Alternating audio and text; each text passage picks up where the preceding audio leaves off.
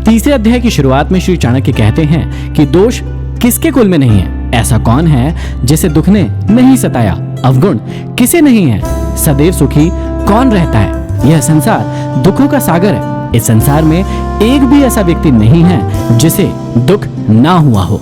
सभी व्यक्तियों में कुछ न कुछ दुख, रोग एवं अवगुण अथवा कुछ न कुछ बुरी आदतें पाई जाती है। इस संसार में एक भी ऐसा व्यक्ति नहीं है जो सदैव सुखी रहता हो। हर इंसान को किसी न किसी तरह के संकटों का, दुखों का, रोगों का, बुरी आदतों का सामना करना ही पड़ता है। दुख और सुख तो साथ साथ लगे रहते हैं, जैसे दिन और रात।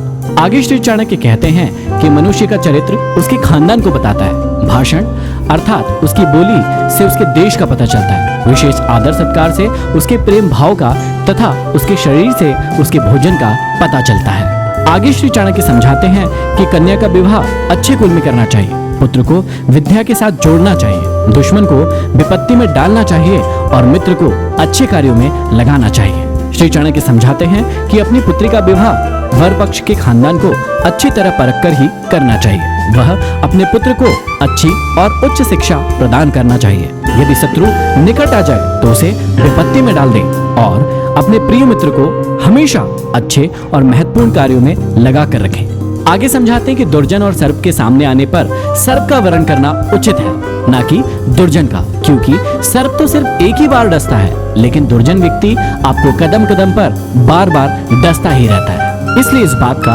हमेशा ध्यान रखें। राजा खानदानी लोगों को ही अपने पास एकत्र करता है, क्योंकि कुलीन अर्थात अच्छे खानदान वाले लोग प्रारंभ में, मध्य में और अंत में राजा को किसी भी दिशा में नहीं त्यागते हैं। चाणक्य समझाते हैं कि मूर्ख व्यक्ति से हमेशा बचना चाहिए। वह प्रत्यक्ष में दो पैरों वाला पशु है। जिस प्रकार बिना आंख वाले अर्थात अंधे व्यक्ति को कांटे भेदते हैं, उसी प्रकार मूर्ख व्यक्ति अपने कटु व अज्ञान से भरे वचनों से हमें भेदता रहता है।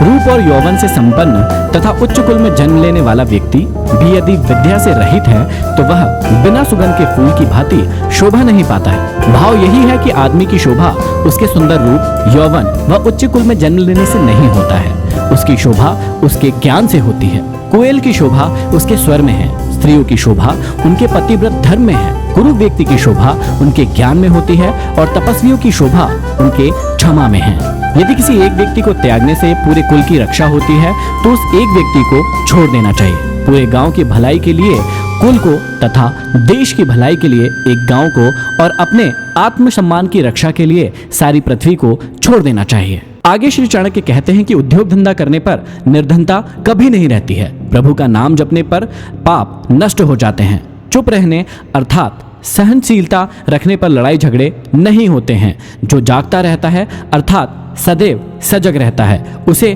कभी भी किसी भी चीज का भय नहीं सताता है। आगे चाणक्य समझाते हैं कि अति सुंदर होने के कारण सीता का हरण हुआ, अत्यंत अहंकार के कारण रावण का वध हुआ, अत्यधिक दान के कारण राजा बलि बांधा गया। अर्थात सभी के लिए अति ठीक नहीं होती है, इसलिए हमें किसी भी चीज में अति नहीं करना चाहिए। हर चीज की एक सीमा होती है, मर्यादा होती है। सीमा से बाहर जाने पर प्राय नुकसान ही होता है। आगे चाणक्य समझाते हैं कि समर्थ को भार कैसा, व्यवसायी के लिए कोई स्थान दूर क्या, विद्वान के लिए विदेश कैसा और मधुर वचन बोलने वाले के लिए शत्रु कौन।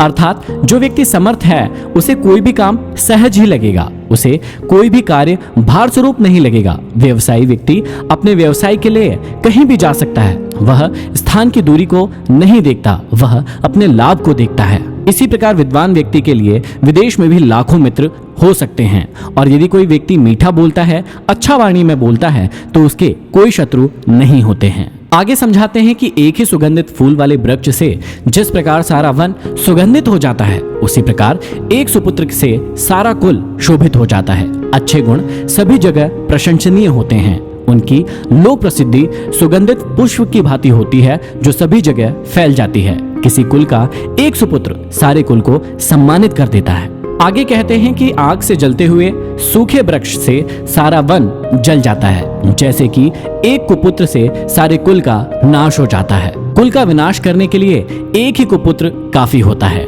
ठीक उसी प्रकार जैसे एक जलता हुआ वृक्ष पूरे वन को जलाकर खाक कर देता है। आगे श्री चाणक्य कहते हैं कि शोक और दुख देने वाले बहुत से पुत्रों को पैदा करने से क्या लाभ है? कुल को आश्रय देने वाला एक ही पुत्र सबसे अच्छा होता है। जैसे महाभारत में धृतराष्ट्र के 100 पुत्र थे, पर सभी ने उन्हें दुख ही पहुंचाया। वे सभी महाभारत युद्ध के कारण बने, जबकि 5 पांडवों ने धर्म के मार्ग पर चलकर विजय प्राप्त की और वंश का नाम सुशोभित किया। आगे समझाते हैं कि पुत्र से 5 वर्ष तक प्यार करना चाहिए, उसके बाद 10 वर्ष तक उसे दंड आदि देते हुए अच्छे कार्यों की ओर लगाना चाहिए। 16वां साल आने पर मित्र जैसा व्यवहार करना चाहिए। संसार में जो कुछ भी भला बुरा है उसका उसे ज्ञान कराना चाहिए। इस प्रकार एक पिता अपने पुत्र के जीवन को भली बाती संवार सकता है और उसे गलत मार्ग पर बढ़ने से रोक सकता है। आगे चाणक्य समझाते हैं कि देश में भयानक उपद्रव होने पर, शत्रु के आक्रमण के समय पर, भयानक अकाल के समय दुष्ट का साथ होने पर जो भाग जाते हैं वही जीवित रहता है। मतलब समझने का तात्पर्य यह है कि यदि ऐसी कंडीशन आपकी लाइफ में आती है तो उस कंडीशन में भागना ही सही फैसला होगा। जिनके पास धर्म, अर्थ, काम और मोक्ष इनमें से कुछ भी नहीं होता है, उसके लिए जन्म लेने का फल केवल मृत्यु ही होता है। आगे चाणक्य समझाते हैं कि जहां मूर्खों का सम्मान नहीं होता, जहां अन्न भंडार सुरक्षित रहता है, जहां पति पत्नी में कभी झगड़े नहीं होते, वहां लक्ष्मी बिन बुलाए ही निवास करती है। भाव यह है कि जिस देश में मूर्खों की जगह विद्वानों का सम्मान होता है, जहां समुचित अन्न भंडार रहता है, जहां परिवार और घर गृहस्थी में प्यार बना रहता है, वहां सुख और समृद्धि बराबर बनी रहती है। यह था चाणक्य नीति का भाग 3। आप